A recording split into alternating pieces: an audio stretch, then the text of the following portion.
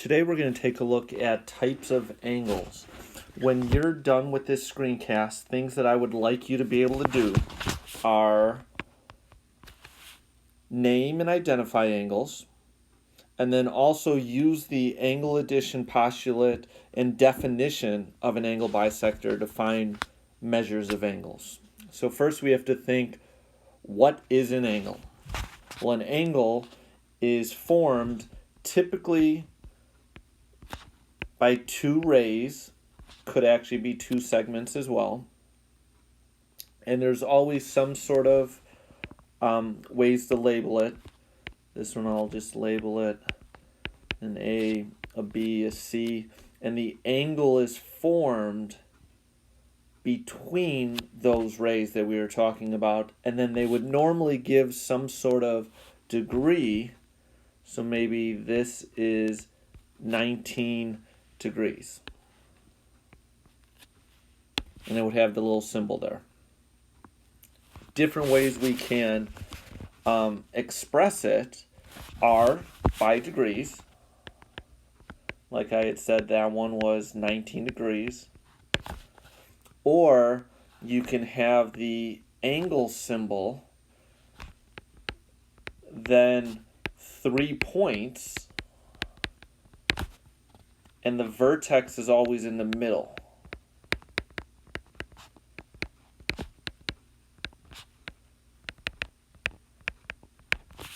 So for our example over here, that would be angle ABC, because B is our vertex. Or if we're talking about the 19 degrees, we would say the measure of angle ABC is 19 degrees. So if you're talking the actual degrees, you would put the little m in front for the measure, or if we're just talking about the angle itself, you just put the angle symbol. So there's a couple of different methods in naming angles. The one that works every single time is the angle, then the 3 points. And remember, the vertex has to be in the middle.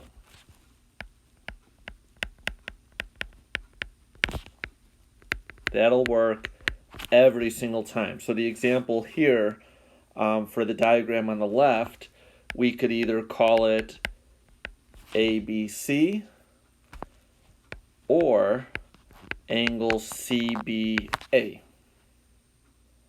But the key is the B, the vertex, has to be the middle one.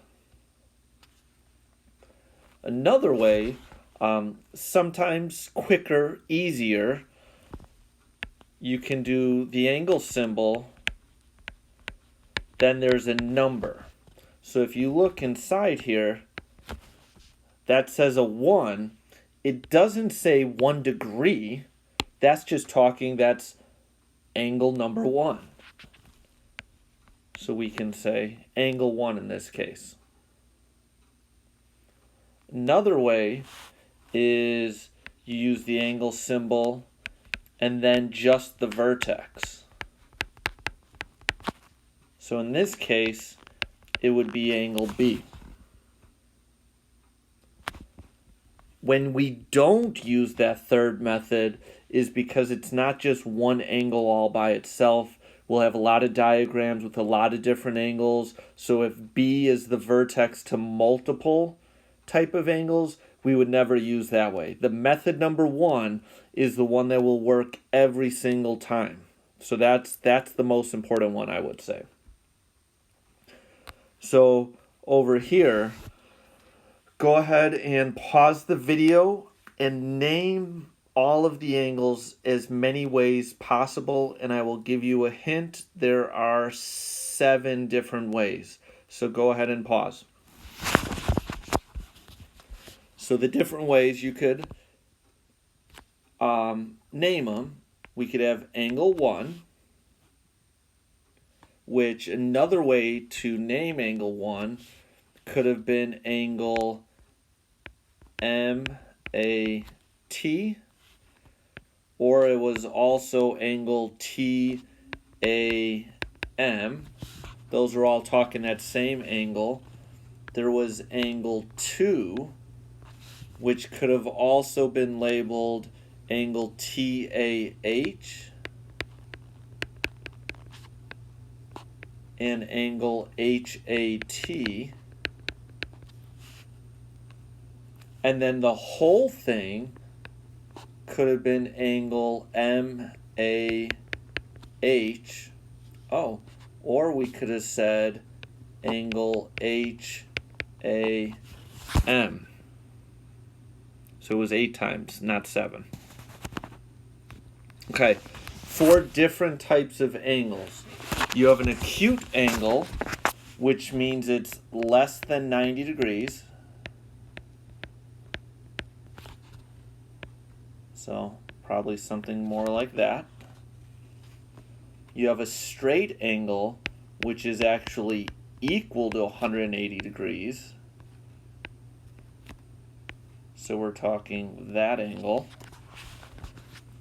An obtuse angle is more than 90, but it has to be less than 180.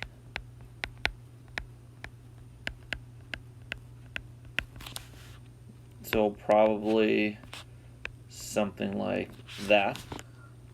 And then a right angle is exactly 90 degrees. And we know that symbol would be the little box. We had learned last week about the segment addition postulate. The angle addition postulate is the exact same thing, where you have multiple parts add up to be the whole thing. So if I'm looking at the measure of angle ABD, so that's that one right there, and I'll just go different color so we could see, plus the measure of angle DBC,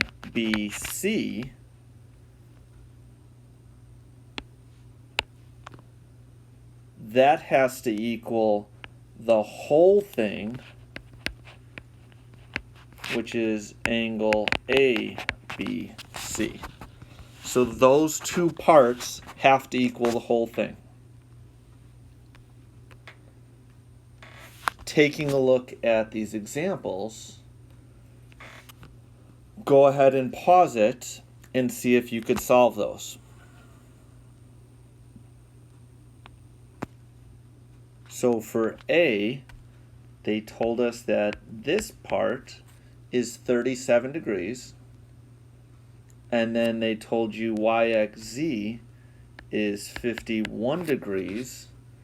So those 2 parts, when you're trying to find WXZ, you add them together, and you're getting 89 degrees.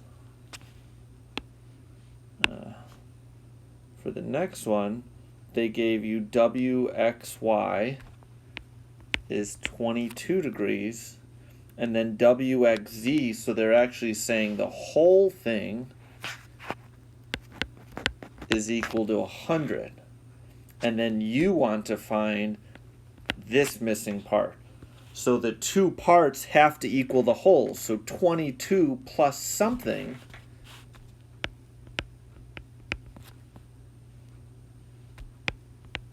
has to be the 100.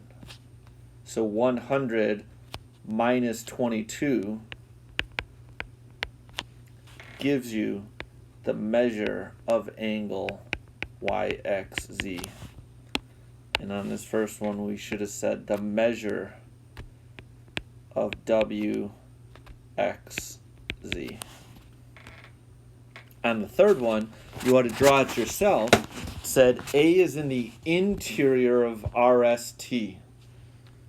So we know that's in the inside of the angle. So they're giving us RST. We know based on the way that you name it, the S has to be the vertex, and A is somewhere in the interior. So we don't know if it cut it in half or anything like that, but we know A is somewhere in there. So the measure of TSA that's this one right here, is 33. And then the main angle of TSR, that's the whole thing, is 59. And then what is the measure of ASR? So that's that part.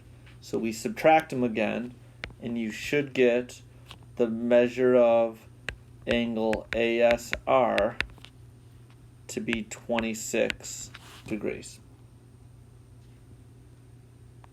Now we take a look at angle bisectors, and what an angle bisector does is it's a ray, or I guess it could be a segment,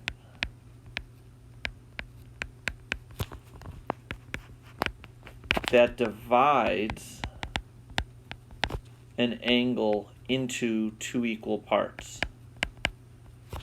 Divides an angle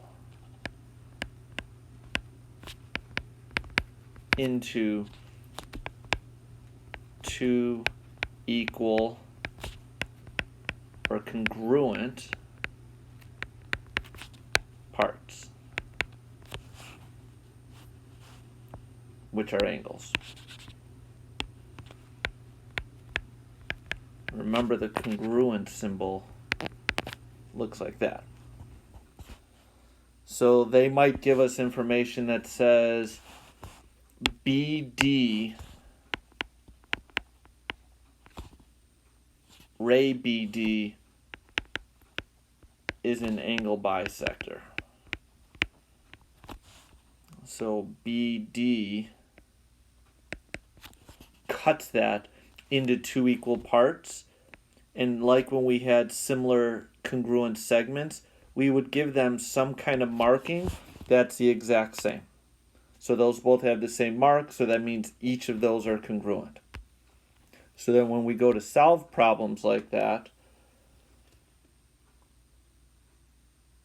we have to use the fact that the angle bisector cuts it in half. So let's take a look at this example. They tell us that RT is an angle bisector of angle SRN. So looking at each of those parts, that's saying this angle has to be the same as that angle. The measure of SRT is 2x plus 3. The measure of angle SRN, so that's the whole thing, is 5x minus 6. And then we want to find the measure of SRN. We don't know that part, but we know it's the same as this. So you're taking your 2x plus 3 plus the exact same thing, and that has to equal 5x minus 6. Combining like terms, you get 4x plus 6 is equal to 5x minus 6. I would subtract the 4x over, add the 6, and you get x to be 12. We want to find the measure of SRN, so we take the 12 and we plug it in for x. 5 times 12 is 60, minus 6 is 54. So to answer the question, the measure of SRN is 54 degrees. Go ahead and try and solve that next example, and then rate yourself on how you're feeling about the goal of today, and then I'll see you soon.